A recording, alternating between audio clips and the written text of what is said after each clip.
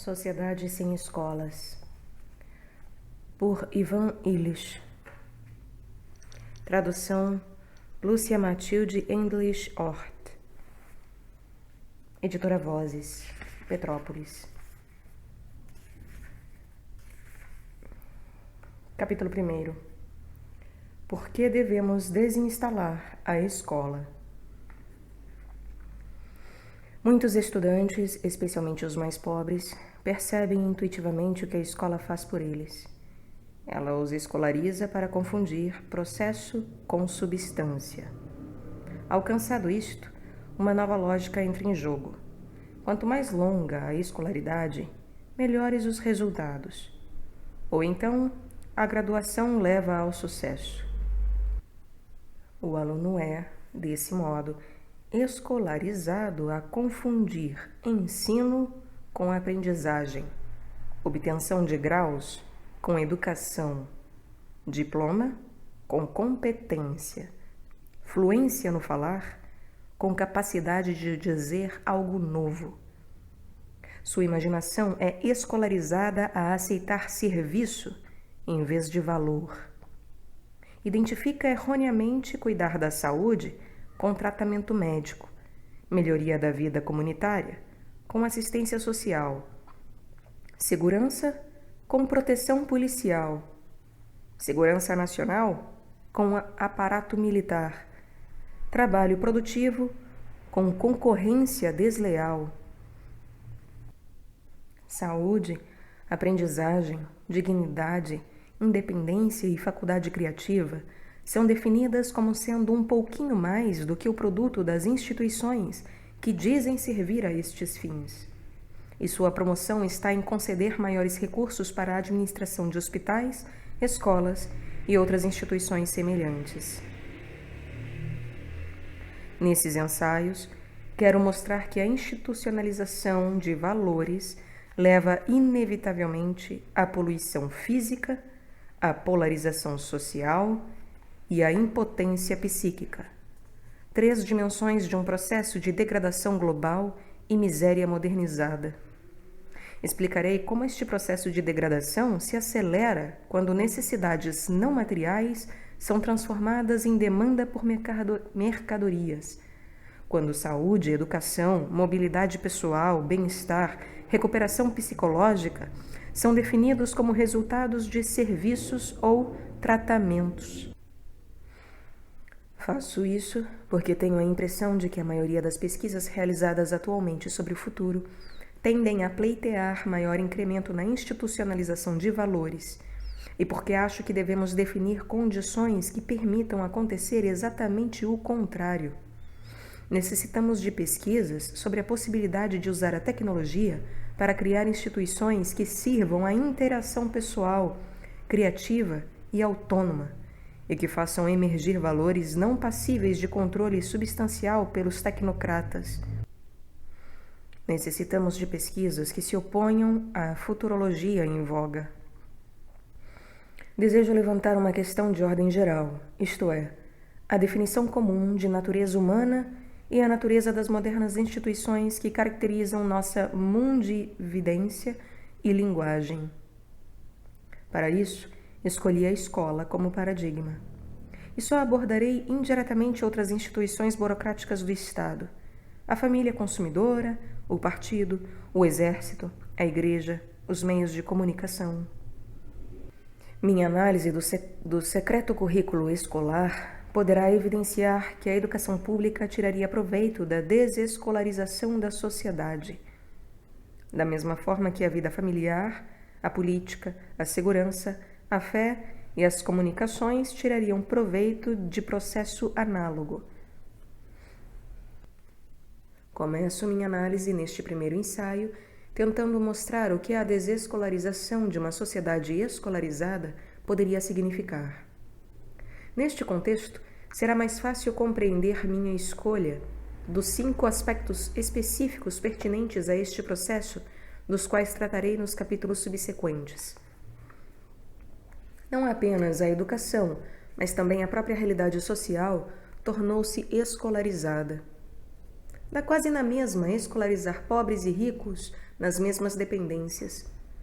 O gasto anual por aluno, seja numa favela ou um rico subúrbio de qualquer cidade dos Estados Unidos, está na mesma proporção, sendo às vezes favorável às favelas. Pobres e ricos dependem igualmente de escolas e hospitais que dirigem suas vidas, formam sua visão de mundo e definem para eles o que é legítimo e o que não é. O medicar-se a si próprio é considerado irresponsabilidade. O aprender por si próprio é olhado com desconfiança. A organização comunitária, quando não é financiada por aqueles que estão no poder, é tida como forma de agressão ou subversão. A confiança no tratamento institucional torna suspeita toda e qualquer realização independente. O progressivo subdesenvolvimento da autoconfiança e da confiança na comunidade é mais acentuado em Westchester do que no Nordeste do Brasil. Em toda parte, não há apenas a educação, mas a sociedade como um todo precisa ser desescolarizada. Departamentos de bem-estar reivindicam um monopólio profissional, político e financeiro sobre a imaginação social, estabelecendo padrões para o que é proveitoso e o que é possível. Este monopólio está na raiz da modernização da pobreza. Qualquer simples necessidade para a qual foi encontrada a resposta institucional permite a invenção de nova classe de pobres e nova definição de pobreza. No México, há 10 anos, era normal nascer e morrer em sua própria casa e ser enterrado pelos amigos. Apenas os cuidados pela alma eram assumidos pela igreja institucional. Agora, começar ou terminar a vida em casa é sinal de pobreza ou de especial privilégio. A agonia e morte passaram à administração institucional de médicos e agências funerárias. Tendo uma sociedade transformado as necessidades básicas em demandas por mercadorias cientificamente produzidas, define-se a pobreza por padrões que os tecnocratas podem mudar a bel prazer. A pobreza se aplica àqueles que ficaram aquém de algum ideal de consumo propagandizado. No México, pobres são os que não frequentam 3 anos de escola. Em Nova York, os que não frequentaram 12 anos. Os pobres sempre foram socialmente impotentes. A crescente confiança nos cuidados institucionais adiciona nova dimensão à sua impotência. Impotência psicológica, incapacidade de defender-se. Os camponeses dos Altos Andes são explorados pelos donos da terra e pelos negociantes, e, uma vez estabelecidos em Lima, passam a depender também de chefes políticos e são desqualificados por causa da falta de escolarização. A pobreza moderna combina a falta de poder sobre as circunstâncias com a perda de força pessoal. Esta modernização da pobreza é um fenômeno universal e está na raiz do subdesenvolvimento contemporâneo. Manifesta-se, obviamente, de formas diferentes nos países ricos e pobres. É mais fortemente sentida nas cidades norte-americanas. Em nenhum outro lugar, a pobreza é objeto de cuidados mais dispendiosos. Em parte nenhuma, também o tratamento da pobreza produz tanta dependência, angústia, frustração e ulteriores demandas. E em parte nenhuma ficou tão evidente que a pobreza, uma vez modernizada, tornou-se imune a um simples tratamento em dólares. Requer uma revolução institucional. Hoje em dia, nos Estados Unidos, os negros e mesmo os migrantes podem aspirar a um nível de atendimento profissional inimaginável há 2 gerações passadas, o que parece ridículo à maioria das pessoas do terceiro mundo. Por exemplo, os pobres nos Estados Unidos podem contar com um funcionário que providencia a volta de seus filhos gazeteiros à escola até que tenham 17 anos, ou com um médico que lhes providencia um leito no hospital e que custa $60 por dia, o equivalente ao ganho de 3 meses para a maioria das pessoas no mundo. Mas este cuidado somente os torna dependentes de mais atenções. torna-os progressivamente mais incapazes de organizar suas próprias vidas, a partir de suas experiências e recursos, dentro de suas próprias comunidades. Os pobres nos Estados Unidos, melhor do que ninguém, podem falar sobre a situação que ameaça todos os pobres do mundo que se moderniza. Estão descobrindo que nenhuma quantia de dólares pode remover a inerente destrutividade das instituições de bem-estar, uma vez que as hierarquias profissionais dessas instituições convenceram a sociedade de que seu trabalho é moralmente necessário. Os pobres dos bairros urbanos dos Estados Unidos podem demonstrar, por experiência própria, a falácia sobre a qual está construída a legislação social numa sociedade escolarizada. Um magistrado da Corte Suprema, William O. Douglas, observou que, abre aspas, a única maneira de estabelecer uma instituição é financiando-a, fecha aspas. O corolário que se segue também é verdadeiro. Somente tirando os dólares das instituições que atualmente cuidam da saúde, educação e bem-estar, pode ser sustado o progressivo empobrecimento que resulta de seus destrutivos efeitos colaterais. Devemos ter isto em mente quando avaliamos os programas de ajuda federal. Para ilustrar, de 1965 a 68, foram gastos nas escolas dos Estados Unidos mais de 3 bilhões de dólares para compensar as desvantagens que afetavam a 6 milhões de crianças. Conhecido como Título 1, foi o programa compensatório em educação mais caro que já se realizou em qualquer parte do mundo, ainda que não se conseguisse perceber significativa melhoria na aprendizagem dessas crianças em desvantagem. Comparadas com seus colegas, provindos de famílias de renda média, permaneceram mais atrasados ainda. Como se isso fosse pouco, durante a execução do programa, profissionais descobriram mais 10 milhões de crianças que estavam em condições econômicas e educacionais desvantajosas. Existem agora mais razões para solicitar mais verbas federais. Esse total fracasso no incremento da educação dos pobres, apesar das atenções bem dispendiosas, pode ser explicado de 3 formas. A. 3 bilhões de dólares são insuficientes para melhorar o rendimento, em quantidade mensurável, de 6 milhões de crianças. Ou B. O dinheiro foi incompetentemente gasto.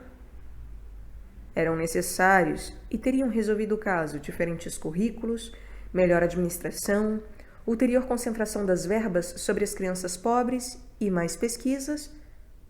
Ou C. A desvantagem educacional não pode ser sanada confiando na educação ministrada nas escolas. A primeira forma é verdadeira na medida em que este dinheiro tiver sido aplicado pelo orçamento escolar.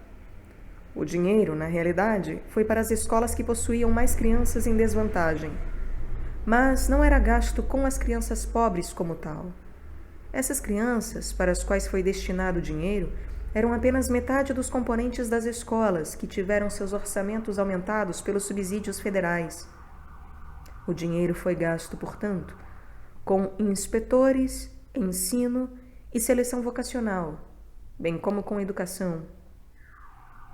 Todas essas funções diluem-se inextricavelmente em instalações, currículos, professores, administradores e outros componentes-chave dessas escolas e, portanto, de seus orçamentos.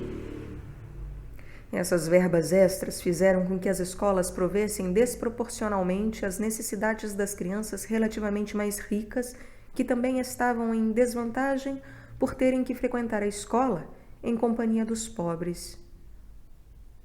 No máximo, uma pequena fração de cada dólar destinado a remediar as desvantagens educacionais de uma criança pobre podia atingi-la através do orçamento escolar.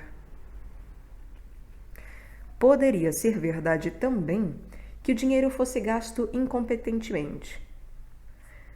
Mas nenhuma incompetência, por mais crassa, pode competir com a incompetência do próprio sistema escolar. As escolas, por sua própria estrutura, opõem-se à concentração de privilégios naqueles que estão, de outra forma, em desvantagem. Currículos especiais, classes separadas ou aulas mais longas constituem mais discriminação a um custo mais elevado.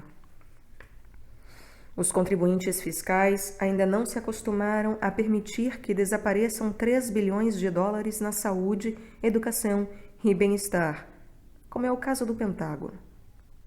A atual administração pode crer que vai arcar com a ira dos educadores. Os americanos da classe média nada perdem se o programa é extinto. Os pais pobres acham que eles perdem e desejam, inclusive, um controle das verbas destinadas a seus filhos.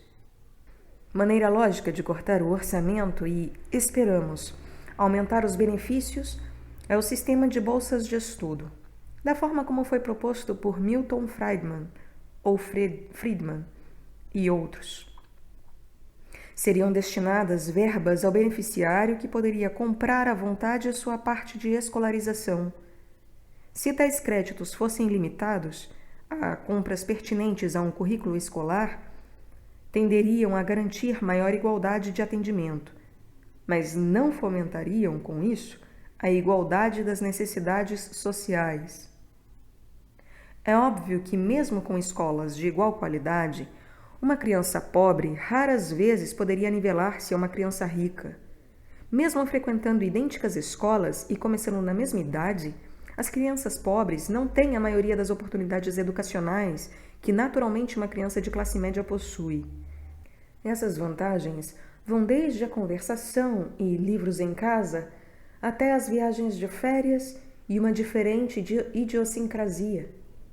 Isto vale para as crianças que gozam disso, tanto na escola como fora dela. O estudante pobre geralmente ficará em desvantagem porquanto depende da escola para progredir ou aprender.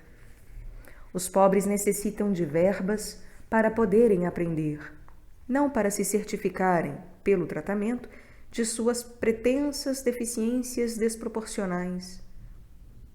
Isto vale para nações pobres e ricas, mas naquelas aparece de maneira diferente. A pobreza modernizada nos países pobres afeta mais pessoas e de forma mais visível, mas também, ao menos até agora, de maneira mais superficial. 2/3 das crianças na América Latina abandonam a escola antes de concluírem o grau fundamental. Mas esses desertores nem por isso se arranjam tão mal como aconteceria nos Estados Unidos. Poucos países permanecem vítimas da clássica pobreza que era estável e dificilmente vencível. A maioria dos países da América Latina atingiram o ponto de arrancada para o desenvolvimento econômico e consumo competitivo e, portanto, para a pobreza modernizada. Seus habitantes aprenderam a pensar como ricos e viver como pobres. Suas leis prescrevem 6 ou 10 anos de obrigatoriedade escolar. Não só na Argentina, mas também no México e no Brasil, o cidadão médio define a educação adequada pelos padrões norte-americanos, mesmo que a possibilidade de conseguir escolaridade tão prolongada fique restrita a uma pequena minoria. Nesses países, a maioria já está amarrada à escola, isto é, está escolarizada no sentido de inferioridade para com os mais escolarizados. Seu fanatismo pela escola possibilita serem explorados duplamente. Por um lado, permite uma crescente aplicação de verbas públicas para a educação de uns poucos. E, por outro, permite uma crescente aceitação de controle social. Paradoxalmente, a convicção de que a escolarização universal é absolutamente necessária mantém-se mais firmemente nos países em que menos pessoas foram e serão servidas por escolas. Na América Latina, a maioria dos pais e crianças ainda podem tomar diferentes rumos em relação à educação.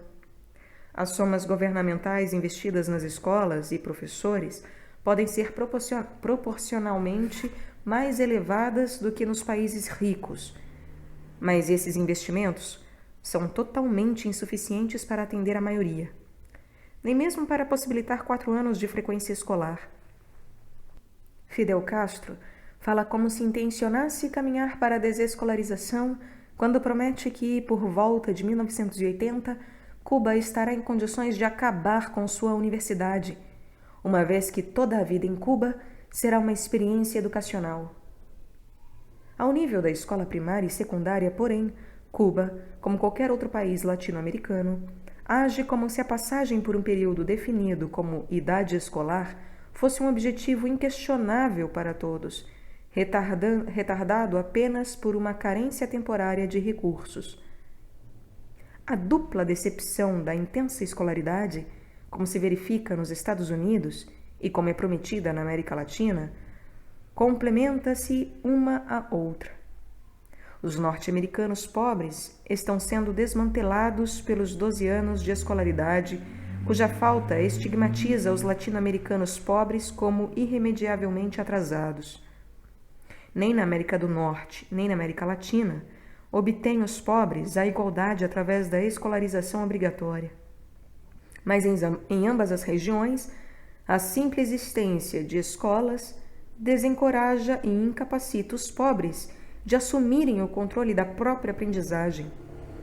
Em todo o mundo, a escola tem um efeito antieducacional sobre a sociedade. Reconhece-se a escola como a instituição especializada em educação. Os fracassos da escola são tidos pela maioria como prova de que a educação é tarefa muito dispendiosa, muito complexa, sempre misteriosa e muitas vezes quase impossível.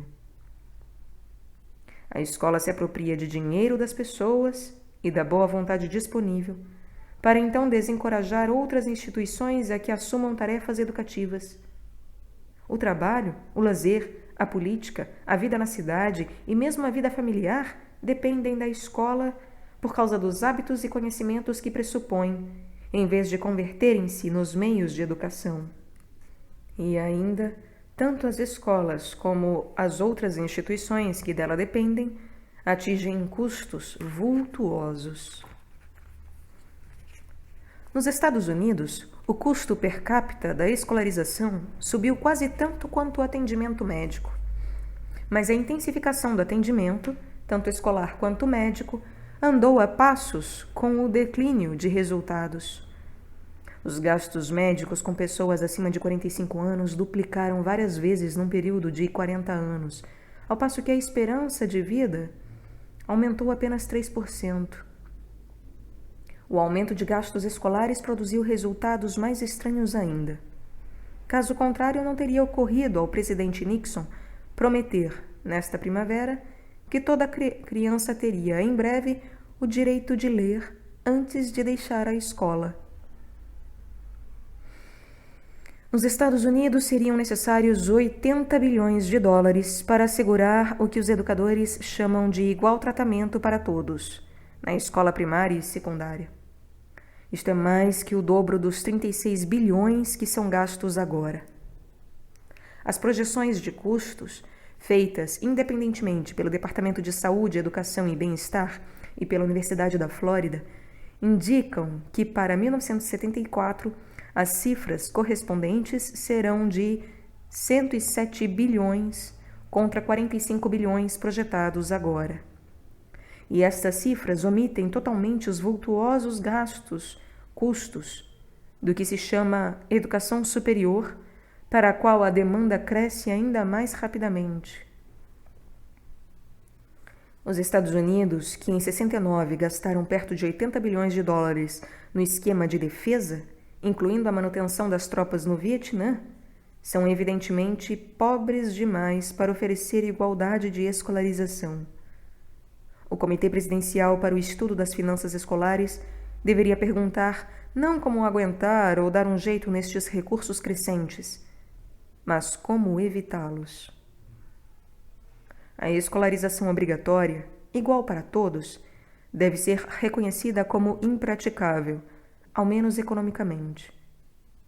Na América Latina, a quantia de numerário público gasta com cada estudante de grau universitário é 350 a 1.500 vezes a quantia gasta com um cidadão médio, isto é, o cidadão que está na faixa intermediária entre os mais pobres e os mais ricos. Nos Estados Unidos, a discrepância é menor, mas a discriminação é mais refinada. Os países mais ricos, uns 10%, podem oferecer a seus filhos educação em estabelecimentos particulares e conseguir que se beneficiem das verbas de fundações. E, além disso, obtém 10 vezes a quantia per capita do erário público se fizermos a comparação com a média per capita gasta com os filhos dos 10% mais pobres. As principais causas são que as crianças ricas permanecem mais anos na escola, que um ano numa universidade é desproporcionalmente mais caro do que um ano no secundário, e que a maioria das universidades particulares depende, ao menos indiretamente, do dinheiro arrecadado pelos impostos. A escolarização obrigatória polariza inevitavelmente uma sociedade e também hierarquiza as nações do mundo de acordo com um sistema internacional de castas. Países cuja dignidade educacional é determinada pela média de anos-aula de seus habitantes estão sendo classificados em castas, classificação que está intimamente relacionada com o produto nacional bruto e é muito mais dolorosa que esta última. O paradoxo das escolas é evidente. Quanto maiores os gastos, maior sua destrutividade dentro e fora de casa. Este paradoxo deve tornar-se assunto público. Admite-se geralmente, agora, que o ambiente físico será em breve destruído pela poluição bioquímica, a não ser que invertamos as tendências atuais de produção de bens físicos. Dever-se-ia reconhecer também que a vida social e pessoal está ameaçada igualmente pela poluição, saúde, educação e bem-estar, o inevitável subproduto do consumo obrigatório e competitivo de bem-estar. A escalada das escolas é tão destrutiva quanto a escalada armamentista, apenas que menos visível. Em toda parte do mundo, os custos escolares aumentaram mais rapidamente que as matrículas e que o produto nacional bruto. Em toda parte, os gastos escolares permanecem sempre mais aquém das expectativas dos pais, mestres e alunos. Em toda parte, esta situação desencoraja tanto a motivação quanto o financiamento de um plano em grande escala para a aprendizagem não escolar. Os Estados Unidos estão provando ao mundo que nenhum país pode ser suficientemente rico para manter um sistema escolar que satisfaça as demandas que este mesmo sistema cria pelo simples fato de existir. Porque um sistema escolar bem-sucedido escolariza pais e alunos para o supremo valor de um sistema escolar mais amplo, cujo custo aumenta desproporcionalmente quando graus mais elevados estão em demanda e se tornam mais escassos. Em vez de dizer que a igualdade escolar é temporariamente impraticável, devemos reconhecer que ela é, por princípio, economicamente absurda e que tentá-la é castração intelectual, polarização e destruição da credibilidade no sistema político que a promove. A ideologia da obrigatoriedade escolar não aceita limites lógicos. A Casa Branca deu ótimo exemplo disso. O Dr. Hutschnecker, não sei, o psiquiatra que tratou Nixon antes que fosse declarado idôneo para a candidatura, recomendou ao presidente que todas as crianças entre 6 e 8 anos fossem examinadas por psiquiatras para se descobrir as que tinham tendências destrutivas e estas deveriam receber tratamento. Se necessário, deveriam ser reeducadas em instituições especializadas. Esta recomendação o presidente mandou-a ao Departamento de Saúde, Educação e Bem-Estar para ser apreciada. Realmente, campos de concentração preventivos para pré-delinquentes seriam um lógico aperfeiçoamento do sistema escolar. A igualdade de oportunidades na educação é meta desejável e realizável, mas confundi-la com obrigatoriedade escolar é confundir salvação com igreja. A escola tornou-se a religião universal do proletariado modernizado e faz promessas férteis de salvação aos pobres da era tecnológica. O Estado-nação adotou-a, moldando todos os cidadãos num currículo hierarquizado à base de diplomas sucessivos, algo parecido com os ritos de iniciação e promoções hieráticas de outrora. O Estado moderno assumiu a obrigação de impor os ditames de seus educadores por meio de inspetores bem-intencionados e de exigências empregatícias. Mais ou menos como fizeram os reis espanhóis, que impunham os ditames de seus teólogos pelos conquistadores e pela Inquisição. Há 2 séculos, os Estados Unidos lideraram um movimento mundial para acabar com o monopólio de uma igreja única. Agora, precisamos abolir constitucionalmente o monopólio da escola e, com isso, de um sistema que legalmente combine preconceito com discriminação. O primeiro artigo dos direitos de uma sociedade moderna e humanística corresponderia à primeira emenda à Constituição dos Estados Unidos. Abre aspas, o Estado não fará leis para regulamentar a educação. Fecha aspas. Não haverá obrigatoriedade ritual para todos. Para isto, precisamos de uma lei que proíba toda discriminação na contratação empregatícia, nas eleições, na admissão a centros de aprendizagem baseados na prévia frequência a determinado curso. Isto não excluiria a aplicação de testes de qualificação para o exercício de algum papel ou função, mas eliminaria a absurda discriminação atual em favor das pessoas que obtiveram determinadas habilidades às custas de maiores somas de erário público ou, caso bastante semelhante, que conseguiram um diploma que não tem relação nenhuma com qualquer emprego ou trabalho concreto. Somente resguardando as pessoas de serem desqualificadas por qualquer coisa em sua carreira escolar, pode a abolição constitucional da escola tornar-se psicologicamente efetiva. A escolaridade não promove nem a aprendizagem e nem a justiça, porque os educadores insistem em embrulhar a instrução com diplomas. Misturam-se na escola aprendizagem e atribuição de funções sociais. Aprender significa adquirir nova habilidade ou compreensão, enquanto que a promoção depende da opinião formada de outros.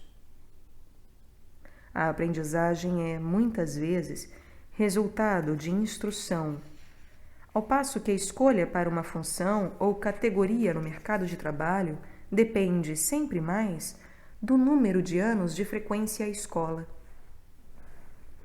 Instrução é a escolha de circunstâncias que facilitam a aprendizagem.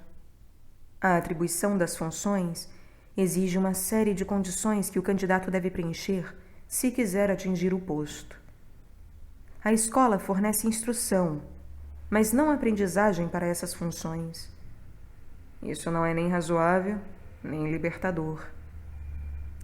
Não é razoável porque não vincula as qualidades relevantes ou competências com as funções, mas apenas o processo pelo qual se supõe que sejam tais qualidades adquiridas. Não é libertador ou educacional porque a escola reserva a instrução para aqueles cujos passos na aprendizagem se ajustam a medidas previamente aprovadas de controle social. O currículo sempre foi usado para consignar um posto social. Às vezes podia ser pré-natal. O karma lhe determina uma casta e a linhagem o insere na aristocracia. Podia tomar também a forma de um ritual, de uma sequência hierarquizada de ordenações sacras, ou consistia numa sucessão de feitos na guerra ou caça, e posteriormente podia até depender de uma série escalonada de favores do príncipe. A escolaridade universal visava a separar a atribuição de funções da história pessoal individual. Visava a dar a cada um igual oportunidade para qualquer emprego. Ainda hoje em dia, há pessoas que erroneamente creem que a escola faz depender a confiança pública das realizações relevantes da aprendizagem. Contudo, ao invés de igualar as oportunidades, o sistema escolar monopolizou sua distribuição. Para separar competência de currículo, as investigações sobre o histórico da escolaridade de uma pessoa deveriam ser proibidas, da mesma forma como o são sobre credo político, frequência à igreja, linhagem, hábitos sexuais ou background racial. Leis devem ser promulgadas que proíbam a discriminação baseada na escolaridade prévia. Obviamente, as leis não podem acabar com os preconceitos contra os não escolarizados, nem pretendem forçar alguém a casar-se com um autodidata, mas podem desencorajar a discriminação injustificada. O sistema escolar repousa ainda sobre uma segunda grande ilusão, de que a maioria do que se aprende é resultado do ensino. O ensino, é verdade, pode contribuir para determinadas espécies de aprendizagem sob certas circunstâncias, mas a maioria das pessoas adquire a maior parte de seus conhecimentos fora da escola. E na escola, apenas enquanto esta se tornou, em alguns países ricos, um lugar de confinamento durante um período sempre maior de sua vida. A maior parte da aprendizagem ocorre casualmente. E mesmo a maior parte da aprendizagem intencional não é resultado de uma instrução programada. As crianças normais aprendem sua primeira língua casualmente, ainda que mais rapidamente quando seus pais se interessam. A maioria das pessoas que aprendem bem outra língua conseguem-no por causa de circunstâncias especiais, e não de aprendizagem sequencial. Vão passar algum tempo com seus avós, viajam ou se enamoram de um estrangeiro. A fluência na leitura é também, quase sempre, resultado dessas atividades extracurriculares. A maioria das pessoas que lê muito e com prazer crê que aprendeu isso na escola. Quando conscientizadas, facilmente abandonam esta ilusão. Mas o fato de grande parte de aprendizagem parecer dar-se ocasionalmente e ser um subproduto de alguma outra atividade, definida como trabalho ou lazer, não significa que a aprendizagem planejada não se beneficie da instrução planejada e que ambas não necessitem de aperfeiçoamento. O aluno, fortemente motivado, que se defronta com a tarefa de adquirir nova e complexa habilidade, pode beneficiar-se muito da disciplina, atualmente associada com o mestre do passado que ensinava a ler hebraico, catecismo ou a tabuada. A escola tornou este tipo de ensino desusado e desacreditado, ainda que haja muitas aptidões que um estudante motivado e com capacidade normal possa assimilar em poucos meses se ensinado nesta maneira tradicional.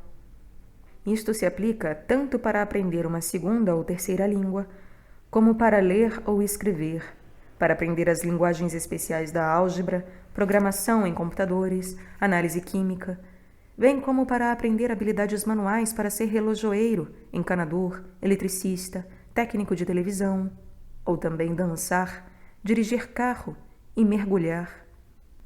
Em certos casos, a admissão a um programa de aprendizagem que vise determinada habilidade pode pressupor competência em outra habilidade, mas não deverá jamais depender do processo pelo qual tais habilidades pressupostas foram adquiridas. Consertar um aparelho de televisão pressupõe saber ler e alguma matemática. Mergulhar exige saber nadar. Dirigir carro, bem pouco de ambos. O progresso na aprendizagem de habilidades é mensurável. Não é difícil precisar quais os melhores recursos necessários, em tempo e material, para um adulto médio motivado. O custo de ensinar uma segunda língua da Europa Ocidental atingindo um nível elevado de fluência, fica entre 400 e 600 dólares nos Estados Unidos. Para uma língua oriental, o tempo de instrução necessário poderá ser o dobro. Isto seria ainda muito pouco, comparado com o custo de 12 anos de escola na cidade de Nova York, condição para admitir um trabalhador ao departamento de saúde. Quase 15 mil dólares. Não há dúvida de que tanto o professor como o tipógrafo e o farmacêutico protegem seu comércio mediante a ilusão pública de que seu treinamento é muito caro. As escolas têm o direito sobre a maioria dos fundos educacionais. O treinamento intensivo, que custa menos que a escolarização correspondente, é privilégio dos suficientemente ricos para dispensar a escola e daqueles que são enviados pelo exército ou grandes firmas para se formarem no seu campo de trabalho. Num programa de gradativa desescolarização da educação nos Estados Unidos, haverá, no início, uma limitação dos recursos disponíveis para o treinamento intensivo. Mas, posteriormente, ninguém teria obstáculos para, em qualquer época de sua vida, escolher um tipo de instrução entre centenas de habilidades possíveis, às custas do erário público. Já agora, poderia ser providenciado um sistema de crédito educacional em todo e qualquer centro de capacitação, com quantias limitadas, para pessoas de todas as idades, e não apenas para os pobres. Eu imagino este crédito sob a forma de um passaporte educacional ou uma carteira educrédito, entregue a cada cidadão ao nascer. Para favorecer os pobres que provavelmente não usariam cedo seus subsídios anuais, poderia haver uma cláusula dispondo que haveria certas vantagens para os usuários tardios dos direitos acumulados. Esses créditos vão permitir que a maioria das pessoas adquiram as habilidades mais demandadas quando quiserem, melhor, mais rapidamente, com menor custo e com menos efeitos colaterais indesejáveis do que na escola. Já não faltarão por muito tempo professores potenciais de habilidades porque, por um lado, a demanda por uma habilidade se desenvolve com sua prática dentro de uma comunidade e, por outro, uma pessoa exercendo determinada habilidade também poderia ensiná-la. Mas, atualmente, os que exercem habilidades que estão em demanda e que exigem um professor humano são desencorajados a partilharem essas habilidades com outros. Isso é feito por professores que monopolizam os registros de ensino ou por sindicatos que protegem seus interesses de classe. Centros de habilidades que fossem julgados pelos fregueses, não pelas pessoas que empregam ou pelo processo usado, mas pelos resultados, abririam insuspeitas oportunidades de trabalho, muitas vezes até mesmo para aqueles considerados agora inempregáveis.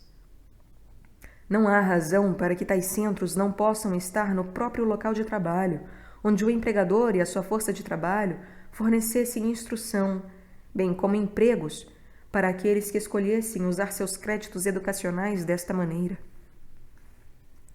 Surgiu, em 1956, a necessidade de ensinar rapidamente espanhol a várias centenas de professores, assistentes sociais e ministros de religião na Arquidiocese de Nova York para que pudessem comunicar-se com os porto-riquenhos.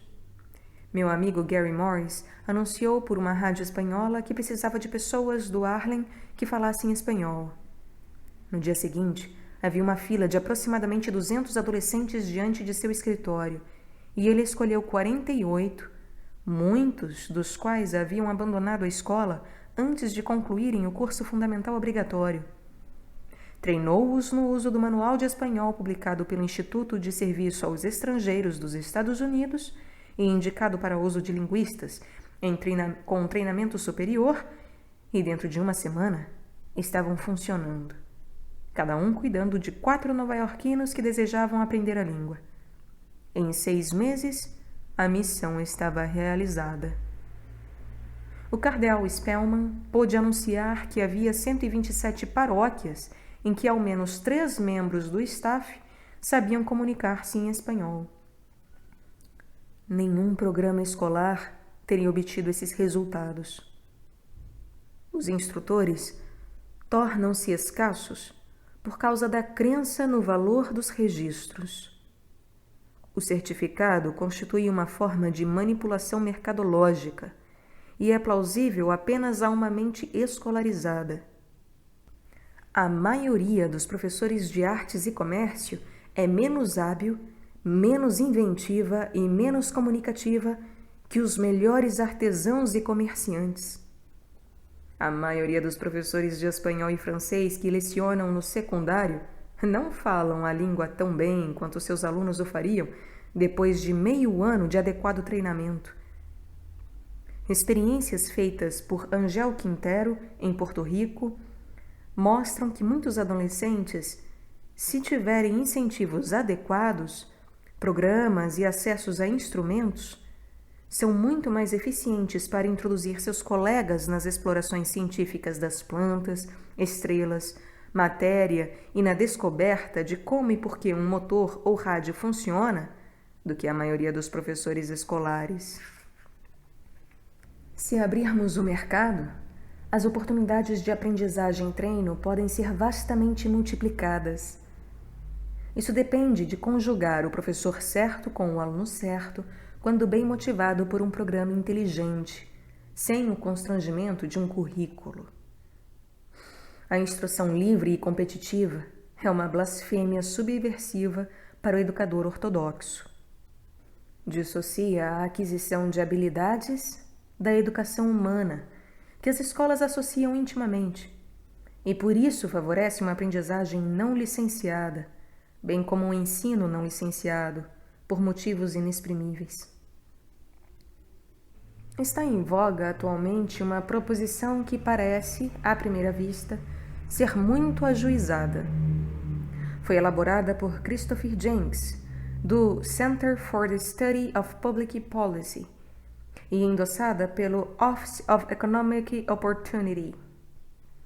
Advoga que os direitos educacionais ou os subsídios educacionais sejam entregues aos pais ou alunos para que os gastem nas escolas de sua escolha.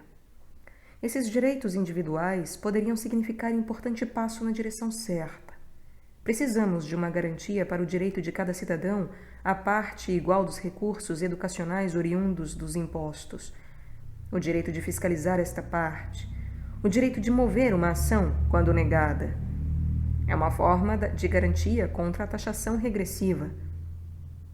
A proposição de Jenks começa, porém, com uma declaração sinistra de que os conservadores, liberais e radicais todos se queixaram, em uma época ou outra, que o sistema educacional americano dá muito pouco incentivo aos educadores profissionais para que eles possam fornecer à maioria das crianças uma educação de alta qualidade. A proposição condena a si própria ao advogar subsídios educacionais que deverão ser gastos em escolarização. É o mesmo que dar a um coxo um par de muletas e recomendar-lhe que só as use amarradas uma na outra. A maneira como a proposição para subsídios educacionais se apresenta agora favorece o jogo não só dos educadores profissionais, mas também dos racistas, dos promotores de escolas religiosas e de outros, cujos interesses são socialmente segregacionistas. Enfim, restringir os direitos educacionais para uso exclusivo nas escolas favorece o jogo de todos os que querem continuar vivendo numa sociedade em que o progresso social está vinculado não a um comprovado conhecimento, mas a uma genealogia de aprendizagem pela qual se supõe seja este adquirido. Esta discriminação em favor das escolas que predomina nas explanações de Jenks pelo refinamento educacional pode desacreditar um dos princípios mais necessários para a reforma do ensino: a devolução ao educando ou ao seu tutor mais próximo da iniciativa e responsabilidade financeira pela sua aprendizagem. A desescolarização da sociedade implica um reconhecimento da dupla natureza da aprendizagem. Insistir apenas na instrução prática seria um desastre. Igual ênfase deve ser posta em outras espécies de aprendizagem. Se as escolas são o lugar certo para se aprender uma habilidade, são o lugar mais errado ainda para se obter educação. A escola realiza mal ambas as tarefas, em parte porque não sabe distinguir as duas. A escola é ineficiente no ensino de habilidades, principalmente porque é curricular. Na maioria das escolas, um programa que vise a fomentar uma habilidade está sempre vinculado a outra tarefa que é irrelevante. A história está ligada ao progresso na matemática e a assistência às aulas ao direito de usar o campo de jogos.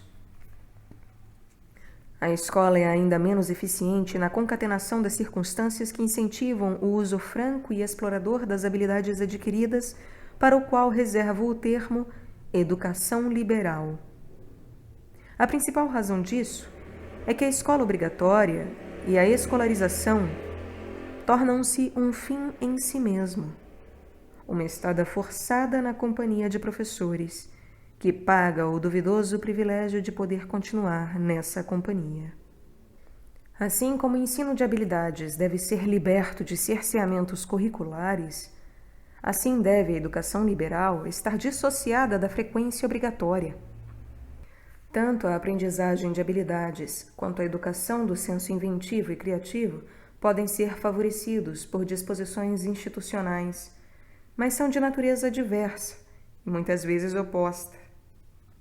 A maior parte das habilidades são adquiridas e aperfeiçoadas por exercícios práticos, porque implica o domínio de um proceder definido e previsto. O ensino de habilidades pode basear-se, por isso, na simulação de circunstâncias em que será usada. Mas a educação do uso das habilidades criativas e inventivas não pode basear-se em exercícios práticos. A educação pode ser o resultado de uma instrução, mas de um tipo de instrução totalmente distinto de treino prático. Deriva de uma relação entre colegas que já possuem algumas das chaves que dão acesso à informação memorizada e acumulada na e pela comunidade. Baseia-se no esforço crítico de todos os que usam essas memórias criativamente. Baseia-se na surpresa da pergunta inesperada, que abre novas portas para o pesquisador e seu colega. O instrutor de habilidades se apoia num conjunto de circunstâncias que permitem ao aprendiz desenvolver respostas padrão. A função do orientador educacional ou do mestre está em ajudar a que os aprendizes façam este encontro para que a aprendizagem possa ocorrer. Junta algumas pessoas com outras, partindo de suas próprias questões não resolvidas. No máximo, ajuda o aluno a formular sua perplexidade, pois somente uma clara formulação do problema lhe dará a possibilidade de encontrar seu companheiro, levado com ele, neste momento, a investigar o mesmo assunto no mesmo contexto. Reunir colegas para fins educacionais parece, à primeira vista, mais difícil que encontrar instrutores de habilidades e parceiros de um jogo. Uma das razões é o profundo medo que a escola implantou em nós, um medo que nos torna severos. A troca não autorizada de habilidades, mesmo de habilidades indesejadas, é mais viável e por isso parece menos perigosa do que a ilimitada oportunidade de reunir pessoas que compartilham um interesse que para elas, neste momento, é social, intelectual e emocionalmente importante. O professor brasileiro Paulo Freire descobriu que qualquer pessoa adulta pode começar a ler em questão de 40 horas, se as primeiras palavras que decifrar estiverem carregadas de significado para ela. Paulo Freire faz com que os alfabetizadores se desloquem para algum lugarejo e descubram palavras que traduzam assuntos importantes e atuais, como sejam o acesso a uma saúde ou as dívidas para com o patrão. À noite, os moradores se reúnem para discutir essas palavras-chave. Começam a perceber que cada palavra permanece no quadro negro, mesmo depois que o som dela haja desaparecido. As letras continuam a revelar a realidade e a torná-la manejável como um problema. Constatei muitas vezes como os participantes dessas discussões cresciam em consciência social enquanto aprendiam a ler e a escrever. Parecia que tomavam a realidade em suas mãos quando escreviam-na no papel. Lembro-me de um homem que se queixava do pouco peso do lápis. Era difícil manejá-lo porque não pesava tanto quanto uma pá. Lembro-me também de outro que, no caminho para o trabalho, parou com seus companheiros e escreveu no chão, com a enxada, a palavra que haviam discutido: água. Os encontros educacionais entre pessoas que foram devidamente escolarizadas é outro assunto. Mas os que não precisam dessa ajuda são minoria, mesmo dentre os leitores de jornais sérios. A maioria não poderá nem deverá reunir-se para discutir um slogan, uma palavra ou um quadro. A ideia, porém, é a mesma. Poderão reunir-se em torno a um problema escolhido e definido por eles mesmos. A aprendizagem criativa e pesquisadora requer que os participantes todos estejam igualmente perplexos perante os mesmos termos ou problemas. Grandes universidades tentam inutilmente alcançar esta aprendizagem multiplicando os recursos, mas geralmente fracassam porque estão presos a currículos, estruturas de curso e administração burocrática. Nas escolas, inclusive nas universidades, gasta-se a maioria dos recursos tentando comprar o tempo e a motivação de um número limitado de pessoas para que elas assumam determinados problemas e os resolvam segundo um programa ritualmente definido. A mais radical alternativa para a escola seria uma rede ou um sistema de serviços que desse a cada homem a mesma oportunidade de partilhar seus interesses com outros motivados pelos mesmos interesses. Para esclarecer, tomemos um exemplo. Como poderia funcionar um encontro intelectual em Nova York? Qualquer pessoa, em qualquer momento, e por um preço mínimo, poderia identificar-se em um computador, dando-lhe endereço, número de telefone e indicando livro, artigo, filme ou gravação sobre os quais gostaria de discutir com um parceiro qualquer. Dentro de poucos dias, poderia receber pelo correio uma lista de outras pessoas que recentemente tomaram a mesma iniciativa. Com esta lista, poderia combinar, por telefone, um encontro com pessoas que, a princípio, se tornariam conhecidas apenas pelo fato de terem procurado um diálogo sobre o mesmo assunto. Congregar pessoas de acordo com seus interesses sobre determinado assunto é muitíssimo fácil. Permite a identificação simplesmente à base do mútuo desejo de discutir uma afirmação feita por uma terceira pessoa e deixa a iniciativa de combinar o encontro ao indivíduo. Levantam-se normalmente 3 objeções contra essa minha sugestão, que ainda está em estruturação. Vou apresentá-las não só para esclarecer a teoria subjacente à sugestão, porque elas ilustram a arraigada resistência à desescolarização da educação e à separação da aprendizagem do controle social, mas também porque ajudam a sugerir recursos existentes e que não são atualmente usados para fins de aprendizagem. A primeira objeção é: por que a autoidentificação não pode ser baseada também numa ideia ou num tema? Certamente, esses termos subjetivos também poderiam ser usados num sistema de computador. Os partidos políticos, as igrejas, sindicatos, clubes, associações de vizinhos e sociedades profissionais já organizaram suas atividades educacionais dessa maneira e, na realidade, atuam como escolas. Congregam pessoas para examinar certos temas. Estes são tratados em cursos, seminários e currículos em que os presumíveis interesses comuns estão previstos. Tais congressos temáticos são, por definição, professorizados, teacher-centered, centrados no professor. Requerem uma presença autoritária que defina para os participantes o ponto inicial de sua discussão. Em contrapartida, nos encontros por motivo de um título de livro ou filme, etc., na sua forma mais simples, deixa-se ao autor definir a linguagem especial, os termos e a estrutura em que se coloca determinado problema ou acontecimento.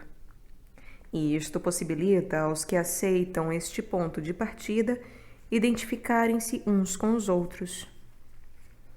Reunir, por exemplo, pessoas em torno da ideia de revolução cultural leva geralmente à confusão ou à demagogia. Mas reunir interessados em ajudar-se mutuamente a entender determinado artigo de Mao, Marcuse, Freud, Goodman, está dentro da vasta tradição de aprendizagem liberal, desde os diálogos de Platão, que se baseiam em presumíveis afirmações de Sócrates, até os comentários de Tomás de Aquino sobre as sentenças de Pedro Lombardo. A ideia de reunir-se em torno a um título é, pois, totalmente diversa da teoria em que se baseou a criação dos clubes de seleção de livros.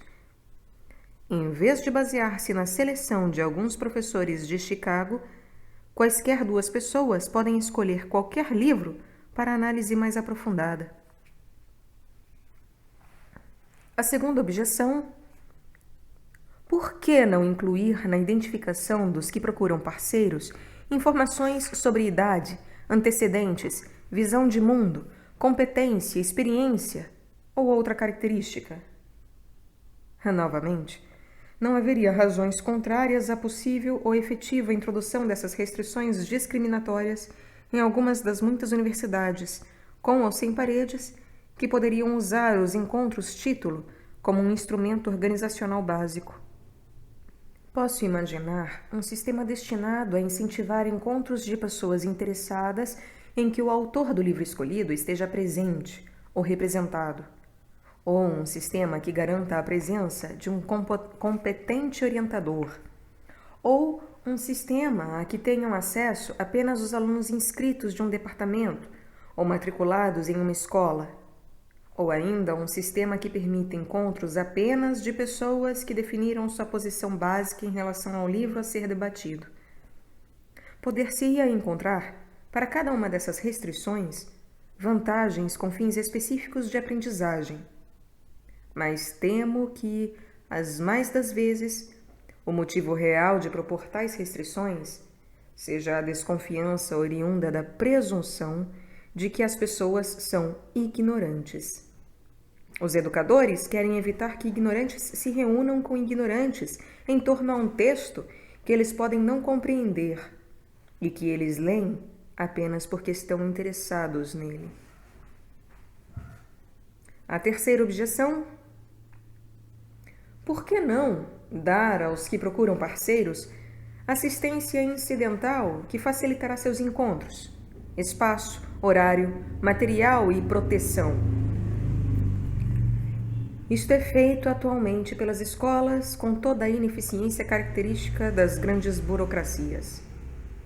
Se deixarmos a iniciativa das reuniões aos que procuram parceiros, as organizações que ninguém, hoje em dia, classifica de educacionais, provavelmente farão isto bem melhor. Penso nos proprietários de restaurantes, editores, serviços telefônicos, gerentes das seções de grandes firmas comerciais, agentes de viagens que poderiam melhorar seus serviços, tornando seus recintos atrativos para reuniões educacionais.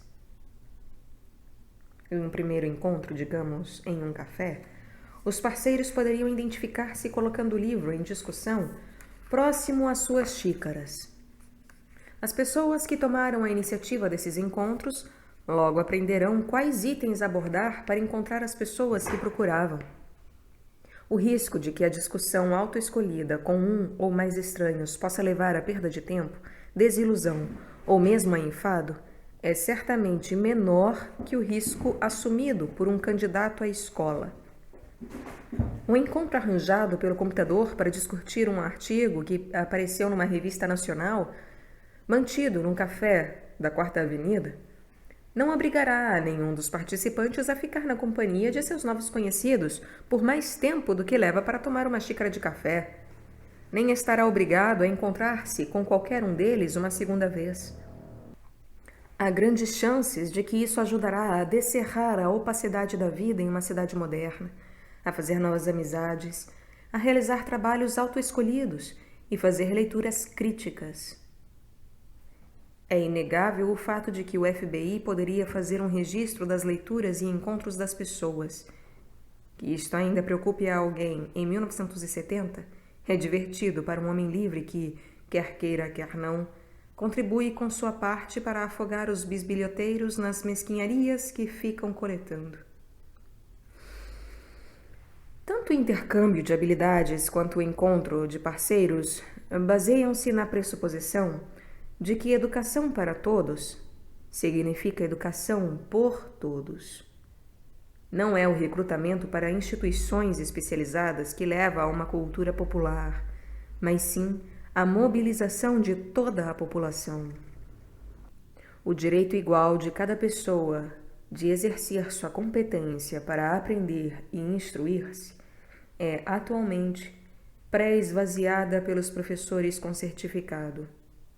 Por sua vez, a competência do professor é restringida ao que é permitido fazer na escola. E mais, trabalho e lazer estão alienados um do outro enquanto efeito. Supõe-se que tanto o espectador quanto o trabalhador cheguem ao local de trabalho prontinhos para ajustar-se a uma rotina preparada para eles. A adaptação, na forma usada nos projetos de produtos, a instrução e a publicidade, molda-os para suas funções tão bem quanto a educação formal, ministrada nas escolas.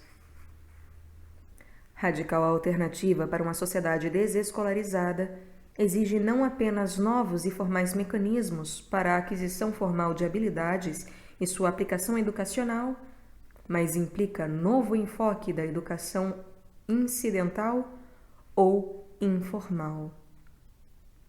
A educação incidental não pode mais voltar às formas que a aprendizagem teve nos povoados ou nas cidades medievais. A sociedade tradicional era mais parecida a um conjunto de círculos concêntricos de estruturas significativas, ao passo que o homem moderno precisa aprender a encontrar sentido em muitas estruturas às quais está ligado apenas marginalmente. Nos povoados, a linguagem, a arquitetura, o trabalho, a religião e os costumes familiares eram coerentes e se explicavam e se reforçavam mutuamente. Crescer num deles implicava crescimento nos outros. Mesmo o aprendizado especializado era subproduto de atividades especializadas, como fazer sapatos ou cantar salmos. Se um aprendiz jamais chegasse a mestre ou perito, contribuía para fazer sapatos ou para solenizar os serviços religiosos. A educação não competia em tempo com o trabalho e nem com o lazer.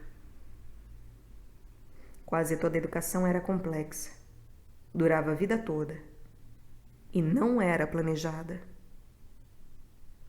A sociedade contemporânea é o resultado de projetos conscientes e neles devem ser projetadas oportunidades educacionais.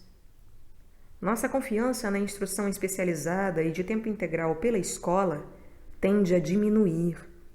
Temos que achar outras maneiras de aprender e ensinar. A qualidade educacional de todas as instituições deverá aumentar novamente. Este prognóstico é, no entanto, muito ambíguo. Pode significar que os homens da era moderna serão sempre mais vítimas de um real processo de instrução e manipulação total, uma vez privados da mais leve pretensão da independência crítica que as escolas liberais agora ministram para, ao menos, alguns de seus alunos. Pode significar também que os homens vão escudar-se menos atrás de certificados obtidos em escolas, ganhando coragem para responder à altura e, desse modo, controlar e instruir as instituições de que participam. Para assegurar isto, devemos aprender a medir o valor social do trabalho e do lazer pela permuta educacional que eles ensejam.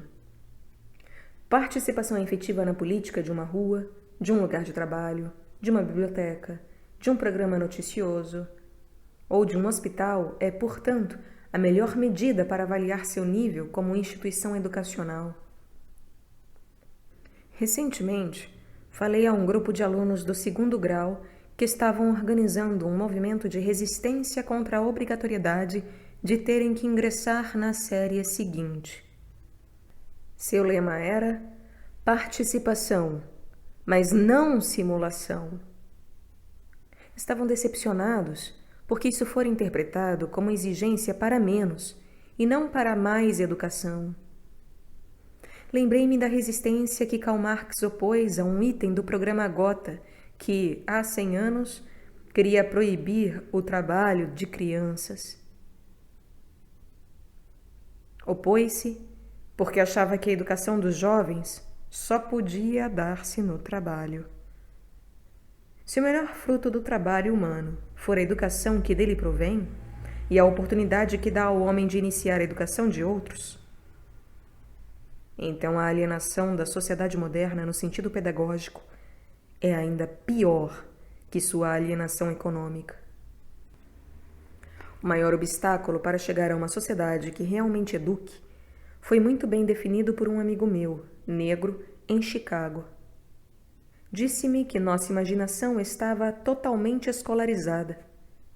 Permitimos que o Estado ausculte as deficiências educacionais universais de seus cidadãos e crie uma repartição especializada para tratá-las. Partilhamos, portanto, da ilusão de que é possível distinguir entre o que é educação necessária para os outros e o que não é. Exatamente como as gerações passadas, que faziam leis para definir o que era sagrado e o que era profano. Durkheim dizia que o fato de se dividir a realidade social em 2 campos foi a verdadeira essência da religião antiga. Há, dizia ele, religiões sem o sobrenatural e religiões sem deuses, mas nenhuma que não subdivida o mundo em coisas, tempos e pessoas que são sagrados e outros que, consequentemente, são profanos. A constatação de Durkheim pode ser aplicada à sociologia de educação, pois a escola é também, numa perspectiva bem semelhante, absolutamente divisória. A simples existência da escolaridade obrigatória divide qualquer sociedade em 2 campos.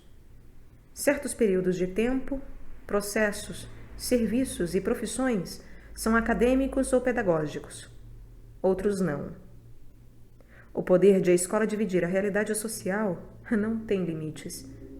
A educação torna-se não do mundo, e o mundo torna-se não educativo.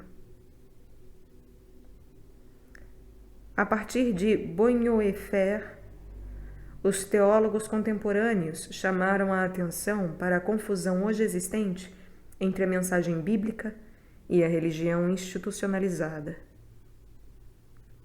Apelam para a experiência quando dizem que a liberdade cristã e a fé, geralmente, tiram proveito da secularização.